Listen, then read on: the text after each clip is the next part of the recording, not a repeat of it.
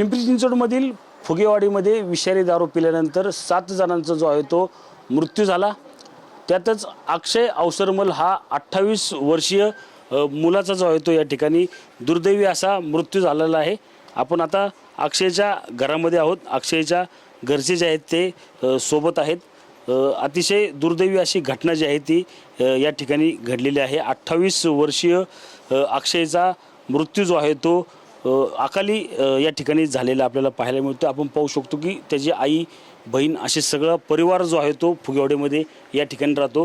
त्याच्या आईला देखील काही दिवसापूर्वी अर्धांग वायूचा झटका जो आहे तो या ठिकाणी आला होता। कुटुंबाचा आधार म्हणून अक्षयकडे जे आहे त्या ठिकाणी पाहिलं जात होतं। अक्षयची आई आपल्यासोबत आहे। आई काय सांगाल? अक्षय आधार होता, मोठा आधार निघून गेलेला आता।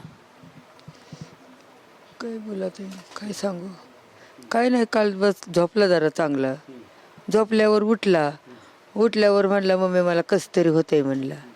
पायापासूनच त्याचं हे गेलं असं, पायापासून गेल्यावर नंतर म्हणला मम्मी मला दिसाना, पण रिक्षात उड्या मारायला लागला, तो कसं तरी व्हायला लागलं म्हणून तसंच न्यायला वायसमला न्यायला मग टाकलं। मला कसं तरी व्हायला लागलं, मला घरी आणलेलं।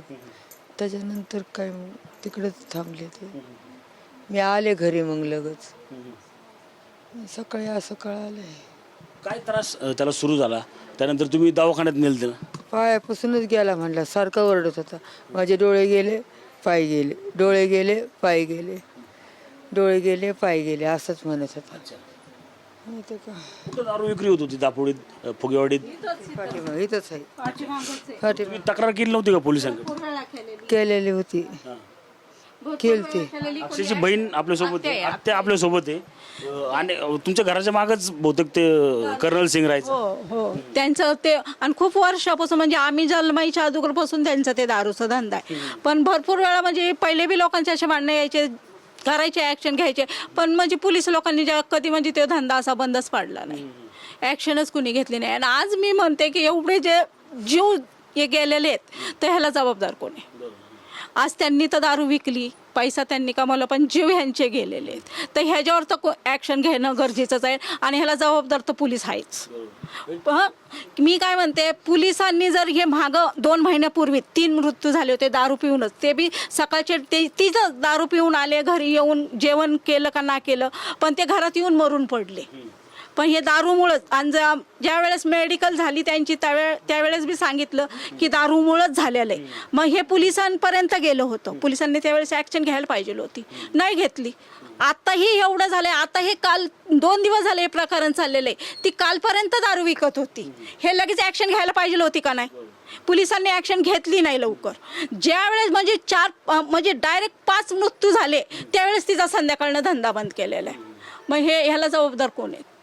ह्याला पोलीस बी जबाबदार आहे, ह्याला सरकार बी जबाबदार आहे। ह्या दारूवर तुम्ही बंदीच आणत नाहीयेत। आज आमच्या घरामधला, आज तुम्हाला सांगते, एक तिचा मुलगा गेलेला आहे, हां, आणि त्याचा मोठा भाऊ मुंबईला गेलेला होता, तो बी रात्री 1 वाजता जसं त्याला खबर लागली तसं तो रात्री आला, म्हणजे त्याला घेऊन जायसारखं बी कोण नव्हतं। आमच्या आईला यातला 2दा अटॅक आलेला आहे, आमच्या आईचं वय झालेलं आहे, बाहेर बसलेली, आणि ही बाई बी भांडत, तर परवा दिवशी हिला बी त्या पॅरलेसचा झटका मारला।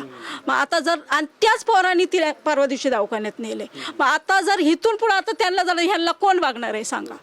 आई, आधार गमावलेला आहे, तुम्ही काय मागणी कराल?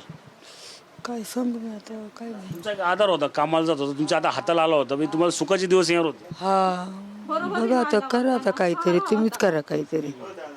आता ते कसं आहे, ह्याला सरकार निमित्त म्हणते, ह्याची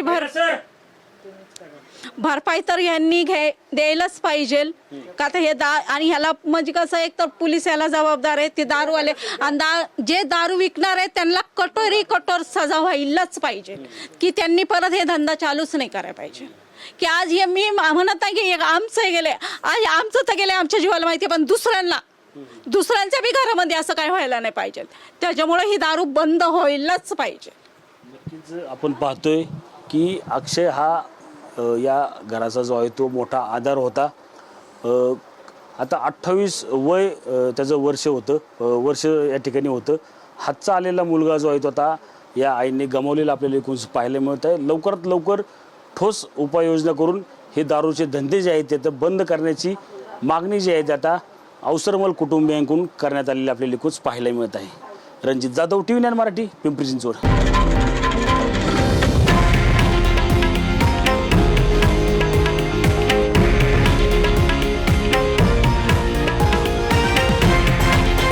हे आहे देशातील नंबर 1 न्यूज नेटवर्क आणि आपण पाहत आहात TV9 मराठी, एकमेव.